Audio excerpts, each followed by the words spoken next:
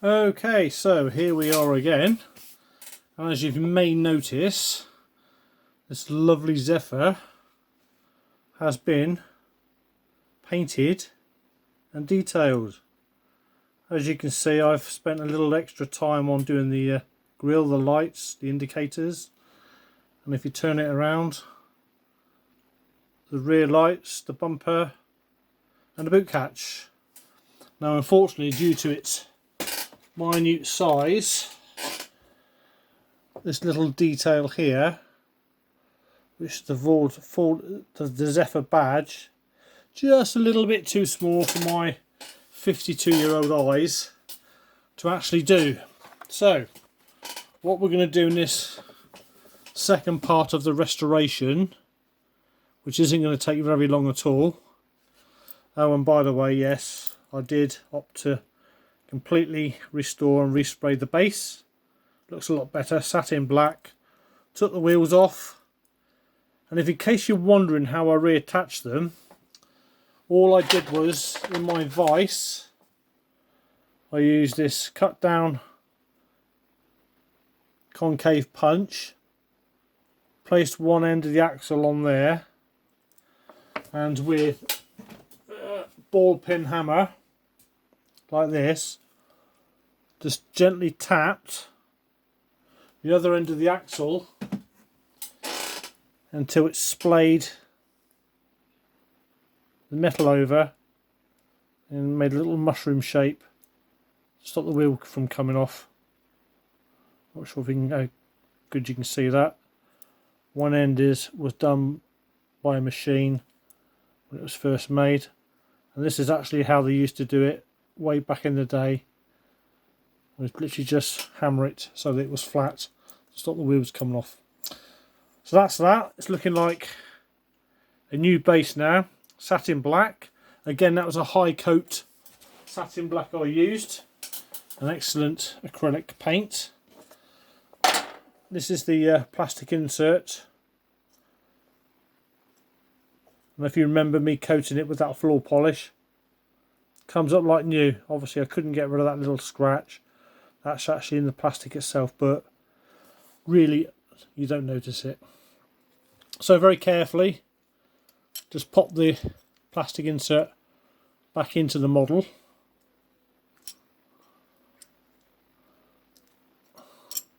Like that. I think it's supposed to overlap into the front. You're going to get it in a certain, that's it. So that slots in. I'll then just insert the seats and the steering wheel. It's just slot in like that.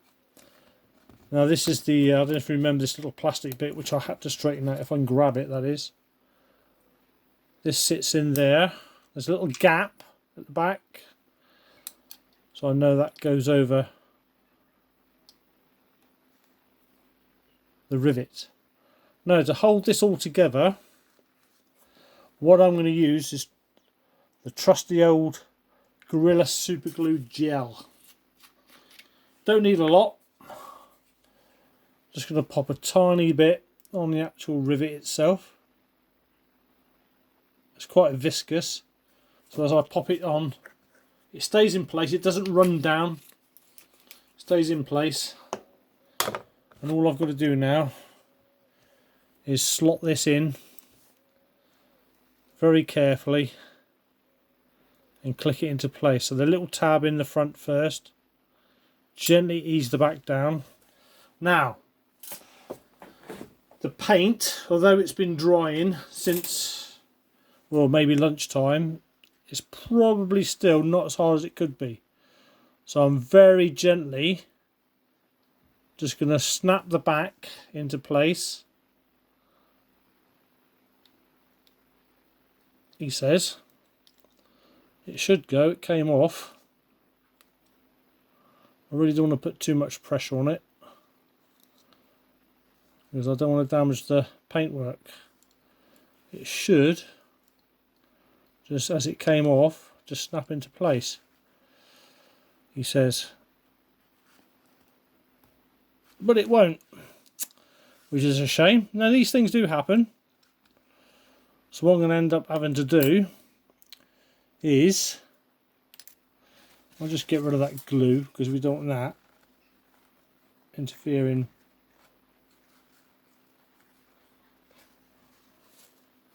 with anything.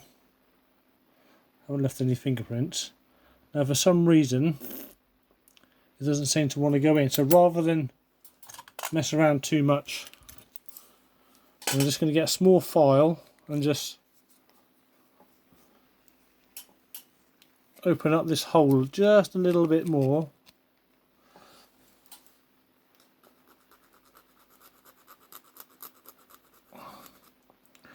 The chances are there's just a little bit of a burr as I pulled it off. So with this round file, I'm just going to quickly make the hole just a millimetre or so bigger, and then hopefully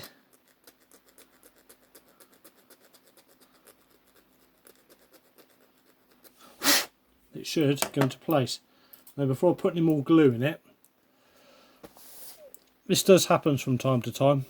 You think it came apart and it doesn't always go back properly. That should. No, it still doesn't want to go. How unusual. So what I want to do now is just file off a little bit of the actual rivet. Yeah, as I thought, there's a little, I don't know if, I'm not going to be able to show you, but as I pulled it off, it created a little burr.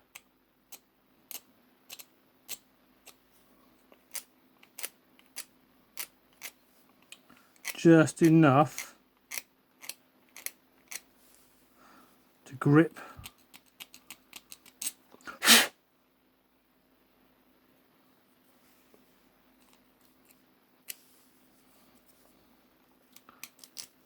I'm just doing this off camera. I should really show you what I'm doing. So I'm just running a very small file on the end of the rivet here, just to remove that little bit of a burr.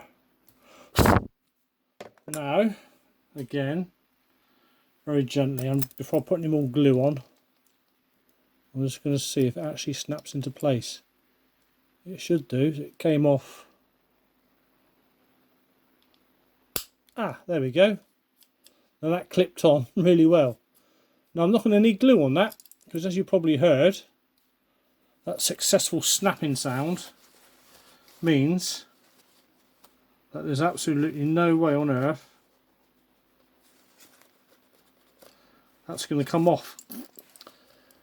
And there you have it. A lovely 1962 Ford Zephyr. Looking pretty smart, if I do say so myself. Really pleased with that. Oh no! Look what I forgot. What a twit. I've got to pull it apart now, haven't I? I thought the suspension was looking a bit low. So we got ourselves a low rider, haven't we? What a monkey boy. So now I've got to try and pull that out without damaging it.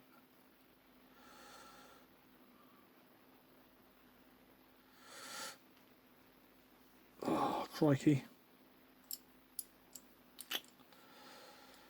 Fancy forgetting to put that back in. There we go, it's off. No damage caused. So now I will remember to put that back in for the suspension. Put that back in there. And now, is it third or fourth time lucky?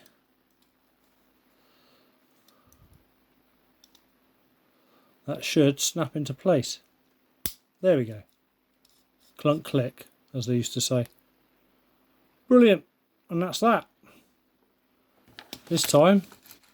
And yeah, we have some suspension and no damage to the paintwork. Lucky for me. Otherwise, I would have been a bit cross with myself. Now these vehicles, obviously because they're so old, they don't run as quickly as a Hot Wheels car would, or a Matchbox Superfast. But back in the day, every little boy would love to have one. So there it is, all nice and shiny. I'm really happy with the colour. It really wasn't far off the original one. Just to remind you, the colour is a mint green, and I think it suits the model, to be honest. Turned out really well. Was a little bit fiddly doing the indicators and the rear lights. Managed to get the red bit and the orange bit and the door, sorry, the boots button there. But there was absolutely no way was I going to be able to paint in that Zephyr. Far too small for me. So 52-year-old eyes and a pair of glasses, even a magnifier. That, and I don't have a paintbrush small enough. So I hope you enjoyed that little restoration. So this is part 2 of the video. A bit shorter. I couldn't do it all in one go because I didn't have enough memory on my memory card, and I had to wait for the paint to dry. But that's it. So on a budget you can do these things. The cans of spray generally cost me about £4. The models themselves, I picked this up from a car boot sale for no less than, I usually pay between 50p and £1. So what I consider a real bargain. And with a little bit of patience, a 50-60-year-old toy car can look brilliant again. It's not going to get played with. I do give the odd one to my son because he likes, my older son, he likes some of the old cars. And if I know he's going to play with them, I usually clear coat them with a hard acrylic lacquer. But no, this one turned out really well. Not a blemish on it. The high coat acrylic paints do dry really, really quickly. I tend to leave them overnight just to harden, but this is hardened enough. It was a really hot day. I left it baking out in the sun actually on my workbench outside, and it dried in no time. So that's going to go in my display cabinet, and with the tow bar there, I might even be looking for a little caravan to do, so I can pop. That's good suspension actually. Bounces really well. So that's it. My next vehicle might well be this one. I should be doing. It's in very good condition. The paintwork is absolutely brilliant. It's got the odd scratch on it. What I should probably do is not strip it back and paint it, but what I'm looking to do, you can buy new water slide transfers from a website I know. They reproduce these things, and I might just give it some new stickers. I think it's really just to make, might even touch up the grille and the headlights, but considering it's only got literally, if you can see just here and here, very small amount of damage, I don't think it's worth stripping right back to bare metal. I think it's wonderful. So what I might do is just see if I can just get rid of these old transfers, clean it up. Even the bottom is in good condition. If I can just point out, this is one of the early ones. As I was saying, this is the 1950s. They don't have plastic inserts. And in the old days, how they used to fix the wheels on, you see you got that mushroom head there on one side of the axle. What they used to do in the day, and if you can see that, is just crimp them. Just literally squeeze them to a flat edge, stop the wheels from coming off. And mostly these wheels were in a grey colour or a metal silver. Very rarely were these really old ones black. So again, that was probably £1 from a car boot sale. They don't go for a lot of money. Obviously in mint condition it's worth a hell of a lot more, but as a hobby, especially during lockdown, these little models can be brought back to life. I think I've done about 40 or 50 of them now, and gives me something to do, keeps me out of mischief. So I hope you enjoyed this video. I'm sorry it's in 2 parts, and please tune in. I can't guarantee that there's going to be another video anytime soon. I say I do these as and when I can, due to work commitments and family commitments. But if you're thinking of starting up doing these model restorations, I've picked up a lot of tips from fellow modelers online, especially a gentleman from Australia. He's a Brit who lives in Australia, called Marty. He does Marty's Matchbox Makeovers, and I started doing these and found his website, and he's helped me no end. And yeah, no, brilliant. And there's several people out there doing this sort of thing. But my aim is really to show you that you can actually do these things on a very, very small budget. You don't need the fancy airbrushes, compressors. You know, I mean, I do have a press drill here, which I bought myself last year for my birthday. But it does get used for forming axles. I'll show you in another video how I do that.